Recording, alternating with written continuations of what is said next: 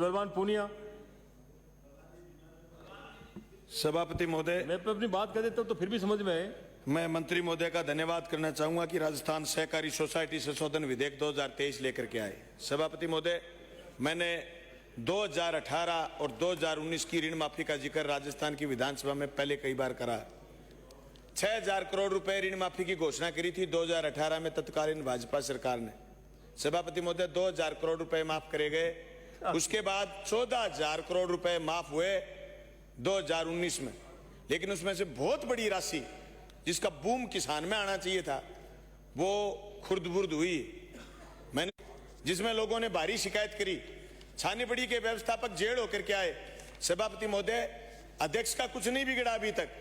अध्यक्ष बार बार नियमों का हवाला देकर के बच जाता, लेकिन ये जो विधेयक आया है, इस विधेयक से मैं समझता हूं उन सब लोगों का ताबीज हो जाएगा जो लोग चोरी को प्रशंसा देते हैं, या जिन लोगों ने किसान का हक लूटा है, या जिन्होंने किसान का माल खाया है, और जो आकर के रजिस्ट्रार को भी आंख दिखा जाते थे।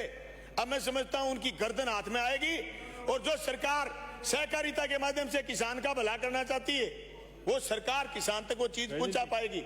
सभापति महोदय, मैं आपको बताना चाहता हूं कि जो ऋण माफी में खेल हुआ था, जिसमें किसानों के झूठे ऋण बांट करके और झूठे ऋण माफी दिखा करके हजारों करोड़ रुपए लूटे गए थे, और वो रिकॉर्ड आज तक मिला नहीं।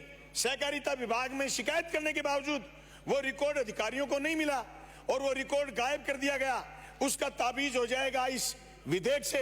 अगर जिस मंशा से विधेयक लेकर के आए माननीय मंत्री महोदय, जिन समितियों की शिकायत सदन में आज लोगों ने करी है, उन समितियों का रिकॉर्ड भी आप उठवा लोगे तो मैं समझता हूं सहकारिता 4 कदम आगे बढ़ेगी। आप जिक्र कर रहे थे गुजरात की सहकारी समिति का, आप जिक्र कर रहे थे महाराष्ट्र का। मैं कहता हूं हिंदुस्तान में सबसे मजबूत सहकारिता विभाग है जो जिसको सरकार देखती है वो है केरल का, जिसको सरकार देखती है। सभापति महोदय, कोई इतिशोक्ति नहीं। गुजरात में तो आप जिक्र कर रहे थे कि रजिस्ट्रार सरकार नहीं लगाती, वहां तो पता है अमित शाह लगाते हैं रजिस्ट्रार, और अमित शाह ही तय करते हैं। तो सहकारिता हो सकती है अमित शाह के हिसाब से चलती हो, लेकिन राजस्थान में यह सहकारिता विभाग, सहकारिता मंत्रालय देखेगा, और सब एक के लिए एक सब के लिए नारे को चरितार्थ करने का काम करेगा। मैं समझता हूं इस नारे को मजबूत करने के लिए 2 छोटी-छोटी सुझाव भी मैं देना चाहता हूं। सभापति महोदय, इस कानून के साथ साथ ये जरूरी है कि व्यवस्थापकों को मजबूत करा जाए। 2017 के बाद कोई व्यवस्थापक नहीं लगाए गए।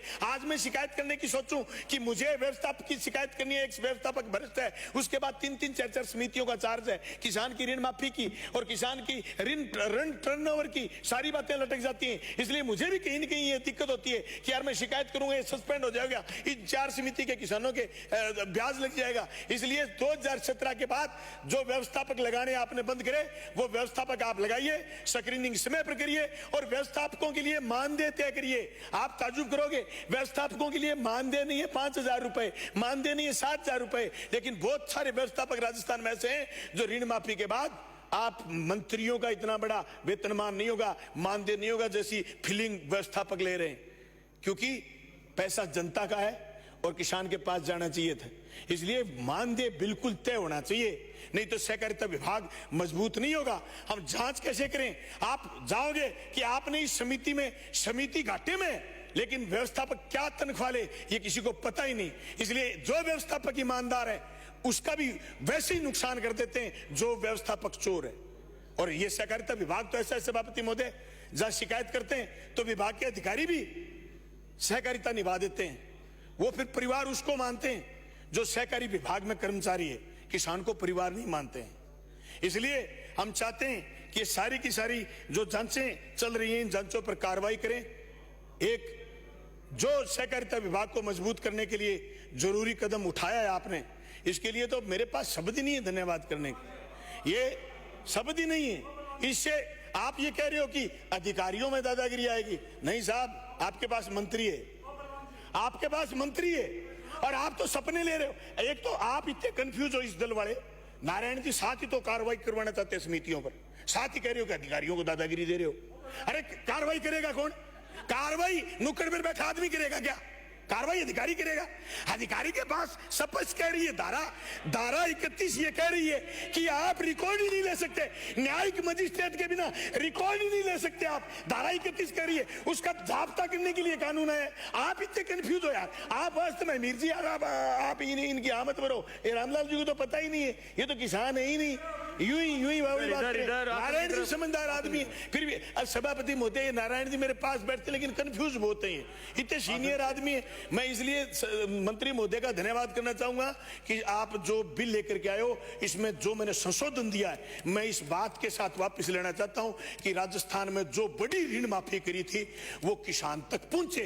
अभी भी कुछ नहीं बिगड़ा। जिन लोगों ने पैसा खाया है उसका पैसा वसूल करो और जिस किसान के हिस्से का पैसा उस किसान तक पहुंचाओ। 14,000 करोड़ रुपए थोड़े नहीं होते, आपको तो गिनाने नहीं आते।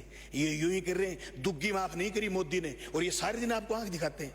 अरे मोदी ने कहा 15 लाख रुपए दूंगा, 1 रुपया नहीं दिया, फिर भी आपको ये आंख दिखाते हैं।